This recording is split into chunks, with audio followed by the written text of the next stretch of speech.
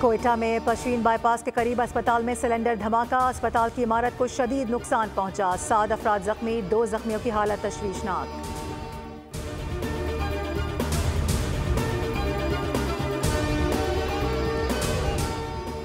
वज़ीर आज़म की ज़ेर सदारत वफाकी काबीना का इजलास जारी। वज़ीर आज़म का माशी अशारियों में बेहतरी पर इजहार इत्मीनान। वफाकी काबीना मुल्क की मजमूई अमन व अमान और माशी सूरत हाल का जायजा ले रही है।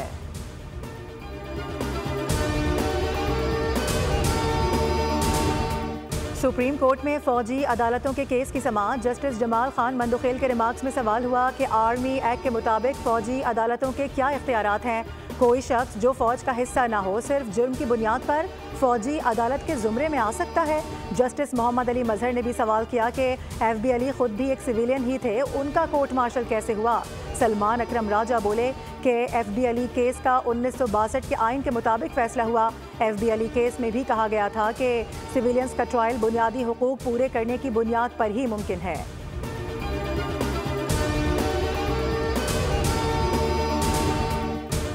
और इद्दत निकाह केस, बानी और बुशरा बीबी की बरियत के खिलाफ अपील वापस भेजने का तहरीरी हुक्मनामा जारी कर दिया गया। इस्लामाबाद हाई कोर्ट के जस्टिस आजम खान ने खबर मानिका की अपील पर समाअत करने से माजरत की थी। बानी के वकला ने जस्टिस आजम खान के केस की समाअत करने पर एतराज़ उठाया था।